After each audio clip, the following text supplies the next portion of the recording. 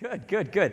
All right, guys, so I am, it's funny, I hate saying the same thing over and over again. I'm excited about this next whatever. Like, what am I really going to say? Well, I'm bummed, but he's on the agenda, so I literally make the agenda. So, like, I'm excited about every single person that's on this agenda today, okay? So when you look at what we're about to do right now with Carl Carter, how many of you have heard of Carl Carter?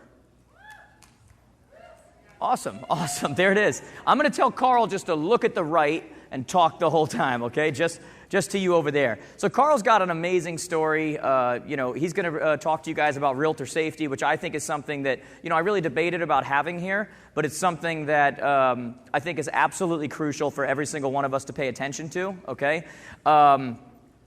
When you hear his story, I think you're going to find a lot of you that it's very touching.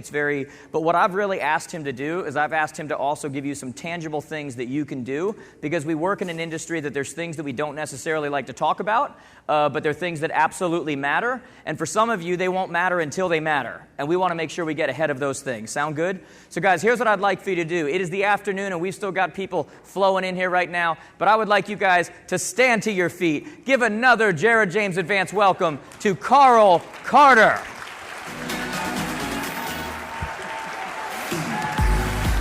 Clicker's right there if you want it.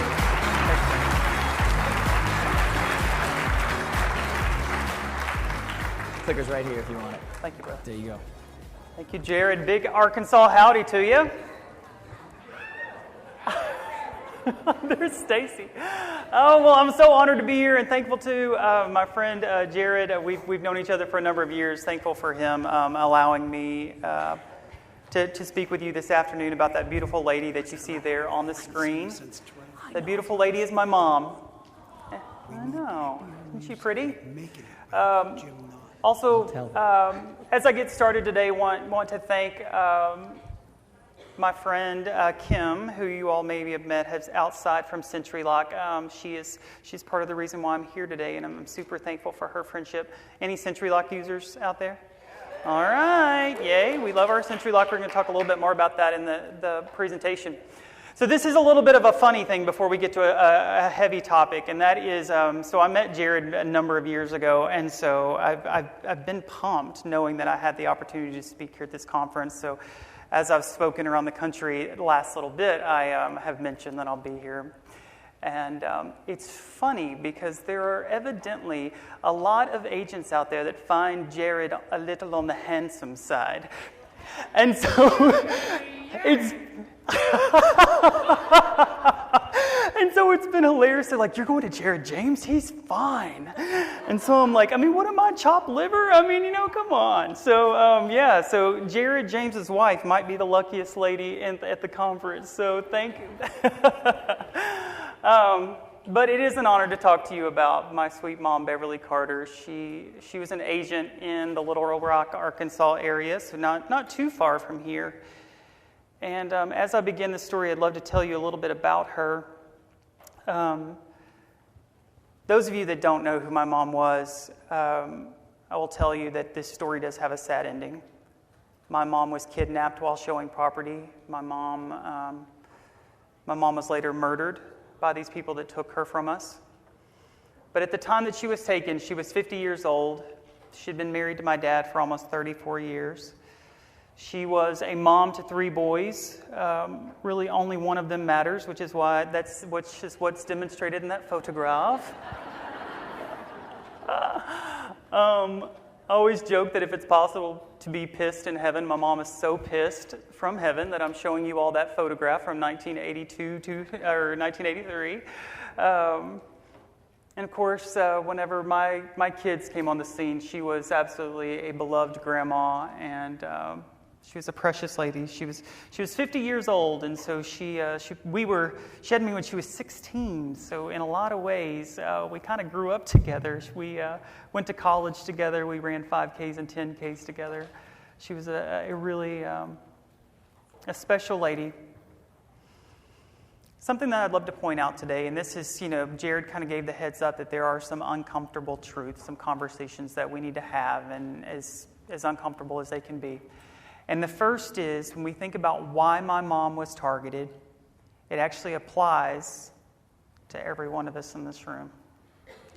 My mom was targeted by people that wanted to kidnap someone rich and hold them for ransom. And so as they thought about, well, what type of person is rich that we could kidnap? A real estate agent was the perfect person. The bad guys, as I call them, we have drinks later, I may call them a lot worse than that, but the bad guys have said repeatedly that my mom was targeted because she was a rich broker that worked alone.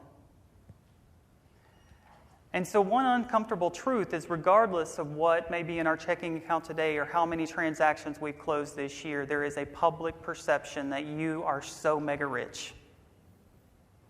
Growing up as a realtor kid, I said I would never become a realtor. Of course, I'm a realtor now. But it's funny because Stacy knows, I've only done like 3 transactions this year. But Lord, because I have that R behind my name, people think that I am so rich. And so that's really what happened in my mom's case. Of course, my mom was a little bit more successful in real estate than I am. So there was a lot of marketing. They had seen pictures of her. One thing that's a little concerning is that you may hear safety experts tell you to do your due diligence in screening your clients. And so that might be simple things like going and Googling them and going to see if they have a Facebook profile.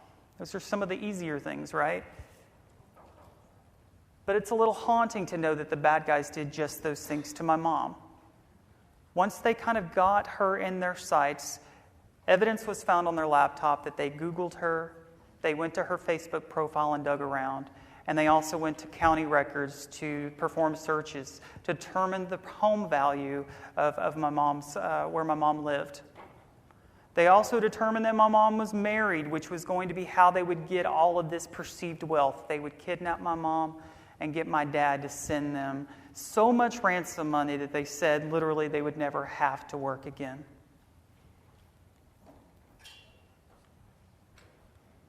Lord, this thing is like, okay, I'm just going to set it down. I'm going to stand here on this slide for a bit. This is the property where my mom was kidnapped.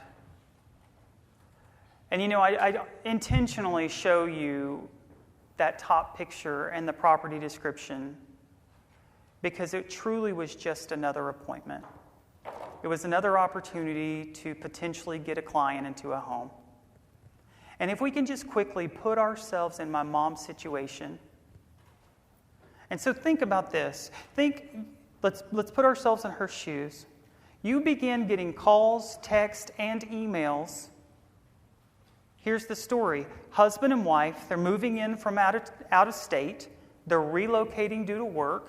Need to get into a home as quickly as possible. They give you what they're looking for in a home. There is an extreme urgency to get into a property. And hot diggity, they're cash buyers. So as you interact with both husband and wife via phone calls and text, their phone number matches that of an out-of-state buyer. As you interact with their email account name matches the name that they've been giving you. So far, everything sounds good, right? But unfortunately, in the fall of 2014, we saw, believe it or not, if you might remember back then, and in our market, inventory was a little bit low. Probably not as bad as it is now. And so my mom was struggling to find them a property that met their needs. And so my mom was taught, like many of us do, really talking it up in the office, talking to the other agents about, hey guys, I'm working with this couple. We've got to find them a property ASAP. Similarly, and God bless all your spouses who are probably glad that you got out of the house and you're here at this conference because they don't have to hear your real estate stories. My mom had done just the same to my dad. She had drug him through every bit of detail of this couple and how, what the ins and outs and how she was serving them. But something interesting happened. We know that there was a moment of hesitance with my mom related to this couple, and it's when the couple reached out about this particular property.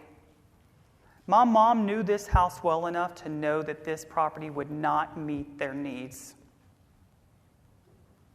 She knew because this was her community, this was the area she lived in. It's hard to tell here, but if you look to the left-hand side of this house, this is lakefront property. This is bank-owned. It had been sitting vacant for a long time. There had been issues of squatters. There had been issues of folks that have gotten in there and ripped out everything of value, from fixtures to the copper. My parents lived just around the lake. And so my entire family, I was even familiar with this house and how it was kind of a shame because you could tell by the exterior of this home it was at one point really nice. If you think about this being kind of a sleepy, safe neighborhood where many of the residents along this street probably don't even lock their doors. These were large half-acre lots on the lake. 3 or 4 doors down is where my mom's pastor of her church lived. But my mom knew the state of this house. And something about when the husband called her that day requesting to see this property, something was a red flag. Maybe it was a tone of his voice. Maybe it was because there was interest in this house. Although there were very few photographs of this house online. But something gave her pause. And so my mom did something great. And I hope that as we go through this story, you'll think about, you'll learn from my mom's story, and you'll think about things that you can do in your business to stay safe. But my mom, whether it was being at a loss of words for how to handle this awkward conversation with this client, in that moment, she made up a company policy on the spot. And she apologized. She said, "I am so sorry, but company policy prohibits me from showing property alone in a rural area." We know my mom said that because the bad guy even admitted during the interrogation process that the realtor almost got out of showing this property by saying that rule, making up that rule on the spot. But what my sweet mama didn't anticipate, and how many of us, if we're all honest this afternoon, how many of us would, if the husband hands the phone to the wife and the wife says, "Hey girl, I'm going to be there too. I'll be coming from work. I'll meet you both there. Would your company be okay if it's the three of us?" This is the decision point, and this, I really think, is why my mom's story resonates among this industry. It's because so many of us would have said, "I'll see you at 6 o'clock." I want you to keep in mind, though, my mom had only talked with them via those phone calls and texts, having no idea that they had downloaded a smart app that gave them a spoof telephone number. So as she interacted with the phone number that appeared to be out of state, it was actually one that was just right across town. She had no idea that they had used those fictitious names and created an email account with those names. She had no idea that their true identity was completely different and that the husband was a 7-time felon and had done a number of stints in prison.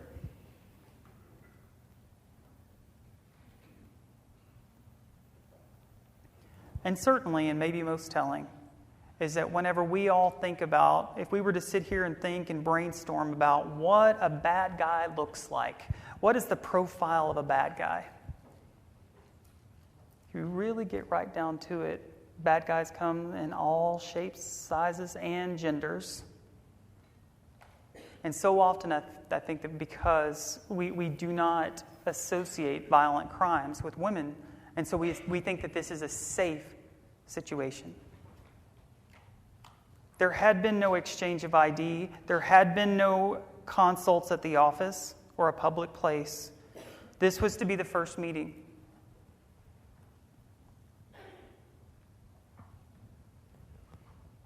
And so my mom agreed to show the property that day.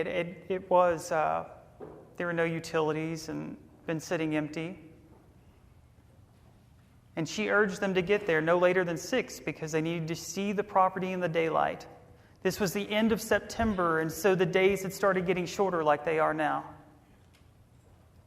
And so my mom had a day, like a typical realtor day. She had gone to an affiliate event, had an educational event with other agents. She won $50 in a raffle. She leaves that event and she calls my dad and she says, hey, and here's another good safety tip. I've got to show property this afternoon to that couple that's moving in from out of state. Here's where I'm going to be. As soon as I finish showing property, I'm going to take the money I won in this raffle today. I'll buy us dinner. I'll bring it home. I'll see you there. It was a Thursday like any other Thursday. And so my sweet mom got to this property early, made a number of phone calls from the driveway. We can be reminded of safety tips about the importance of getting to properties like this, especially those that, with overgrown landscaping, with known issues of squatters, not letting ourselves get blocked in the driveway. We know these things. But maybe the most important safety lesson is really those that I'm going to tell you about the next 10 minutes of my mom's experience at this house. And that is that at 6 o'clock, a black car arrives. And a young Caucasian male with dark hair gets out. He approaches my mom. And I know my mom, she was truly, and I'm not glorifying the deceased, she was one of the nicest people I've ever known and the most wonderful example in my life. And she met this man, I know she did, with the warmest greeting and the biggest smile, intending to help him find his dream home. He knowing all the while that he was about to attack her. And so, as he approached my mom, he started apologizing that the wife had gotten caught up at work.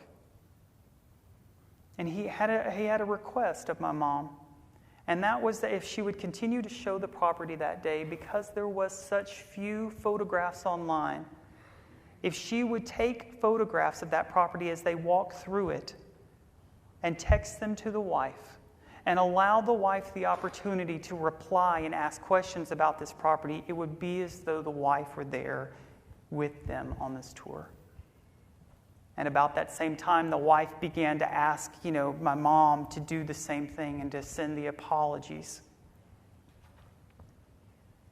And so my sweet mom, and we all feel it right now. I feel it every time I tell this story. Right now, that feeling in her gut is going off like crazy, right? Because now we have a decision to make. Do we go a different path? Do we follow this person into this request to deviate from our original plan? Or do we completely abandon and get out of there? My sweet mom showed the property that day.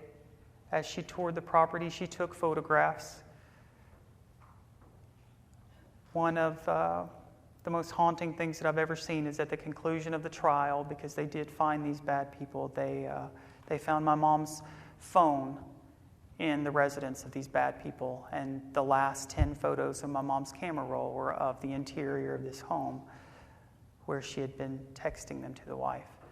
This picture on the bottom left, or bottom right, this was the last moment of my mom's freedom. This was the last photograph that my mom took.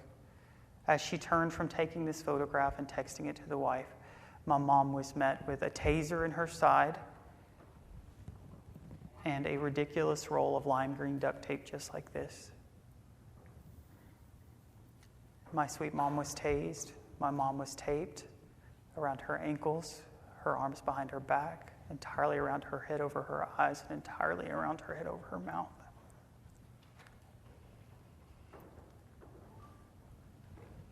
My mom, that bad guy, came outside and he got in his car and he turned it around and he backed it up and he opened the trunk.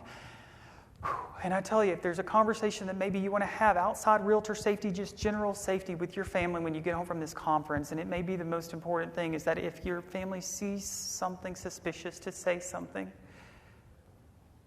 And that's because everything that I just told you about seeing this young Caucasian male arrive and greet my mom and then come out moments later and get in the car, turn the car around, back it up to the front door of this home and open the trunk, every bit of that was later discovered because it was firsthand witnessed by the next door neighbor.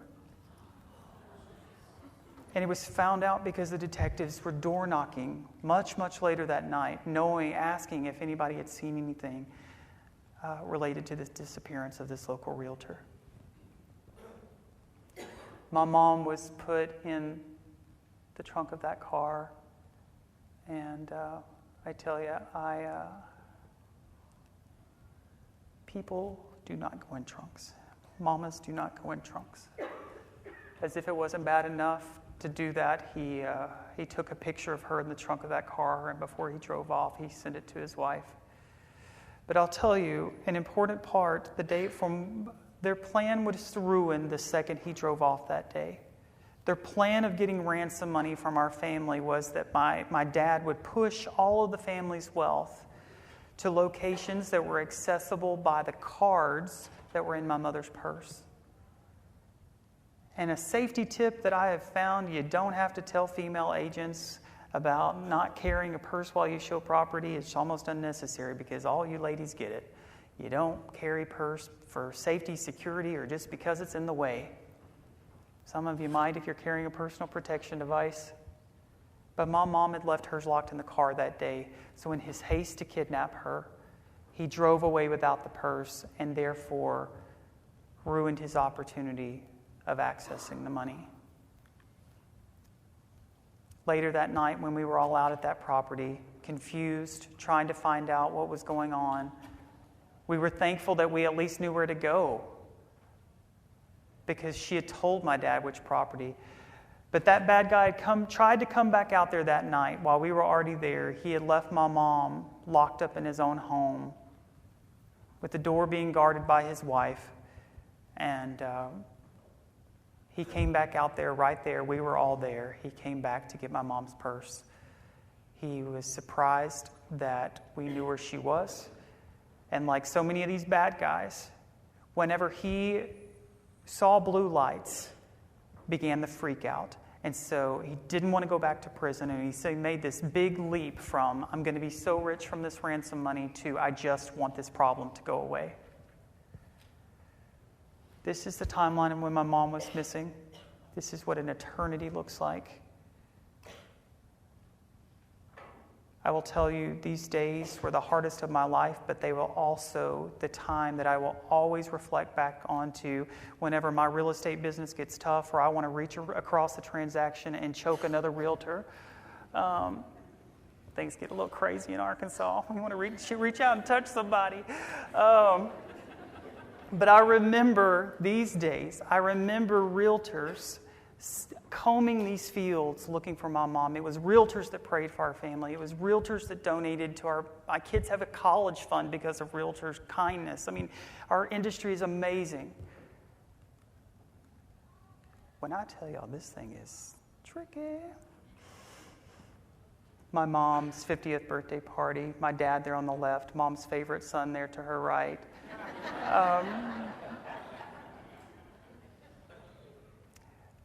The words that my mom spoke to my dad in the ransom recording the ransom recording was never actually delivered to my dad. In this time of fear and confusion, she told my dad in a ransom recording that how much he was loved. So I just love to point that out, because she was truly a lovely lady. This is where her body was found. So when these bad guys realized they couldn't get what they wanted to get from her, they took everything of value from her. They took her jewelry. They took most of my mother's clothing that she was wearing. My mom's shirt that she was wearing as she was showing property that day was found hanging in the closet of the wife. I'm running short on time, but I just want you to think about takeaways from my mom's story, the importance of consistently screening your clients, not just those that you perceive to be bad guys. Trust your gut, slow down. If any of you want this presentation, if you think that it would be helpful, find me at the reception, give me your business card, I'll shoot it to you. You can present it in your next sales meeting back home. For those of you that are SentryLock users, I want to remind, people always ask me, they're like, well, what technology do you recommend? Well, first of all, if you're a SentryLock user, please make sure you have this enabled, because it's not going to cost you anything. You already have it. So we have outside instructions on how to enable it. So please come talk to us about that. Also, we have this pledge on our website. 2 more slides and I will hush. I swear I haven't been drinking yet. Keyword yet. In the aftermath of losing my mama, what I found is that I started speaking out. And what I found, and I will probably find tonight, is that when I speak to folks, that I will find that it's not just my mama that's been victimized. There are lots of people that have felt, maybe it's theft of property or stalking or harassment, or just maybe it's just times during an open house that you felt particularly vulnerable. And so we, from a place of love, have created this nonprofit in my mother's name, and it's solely our intent just to provide safety, education, and awareness, and from a place of, again, of love, not trying to scare the mess out of people, because that would not honor my mom at all. Last thought that I'll leave you with is this screen, and this is back when my kids were sweet. They're all 5 years older and jerks now. Here to tell you, I do not like them at all. But if this last thought I can leave you with, if we can make this sign representative, a little symbolic this evening, and that is if we can look at my mom's for sale sign, and a little context about this picture is that I'm a distance runner, and back when my kids used to think that their dad was cool, they would want to run with me. And so we would always stop by Mama's listings, and we would take pictures with it and either text them to her or put it on our Facebook profile. And so this was 1 week to the day before she was kidnapped, and we put this on her Facebook wall. So if that for sale sign can be representative of your commitment to your career, and my goodness, being here at this amazing conference is certainly, I think, a testament to your commitment to your career. I just hope in some way my small words can make you ever more mindful of the people on the periphery of your career.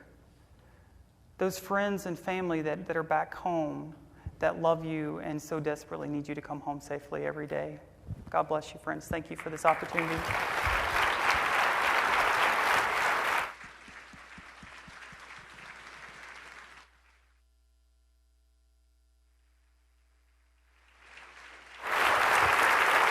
Take that in.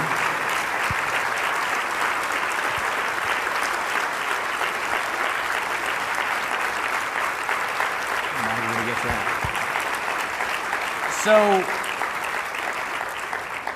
So we had a difficult decision to make whether we should bring this in or not, because it's an extremely difficult topic, right? Not something that most people want to hear about, not something that someone wants to talk about, right? So I just want to throw this out there to you guys. So he and I were talking earlier, and we did a podcast back in the green room earlier that'll be coming out soon where, quite frankly, he shared a lot of things that I don't know if he usually talks about. So that'll be something you're going to want to check out. But he also shared with me that, he does this for the Beverly Carter Foundation, and he believes that it's his duty now to go out and educate and let people know what's going on and let them know what they can do to be safe, because it's not a reality until it's a reality, right? Nobody, like we said, I think we were talking on the podcast or just talking to each other, and we're like, this is what you see on Dateline. This isn't what happens at home, right? And so he is, trying to get to NAR to get there and educate realtors on with his story on what's going on. He's running a nonprofit where he's going around all over the place and not getting paid, okay? And so they need money in order to do that. So if you guys, if this touched you in any way, and this is something that you think needs to be spread to other people, please take a moment, go to BeverlyCarterFoundation.org, BeverlyCarterFoundation.org. We have a lot of people in here that are very fortunate in so many different ways. And so if you think that this is a message that needs to get out there and needs to be heard by more people, BeverlyCarterFoundation.org. Guys, give $20, give $200, give $200,000, whatever you are able to do. I would love to be able to get him to NAR and be able to present to realtors as a whole, if you guys think that that's something that we should happen. What do you guys think? Good? So one more time, give it up for Carl Carter.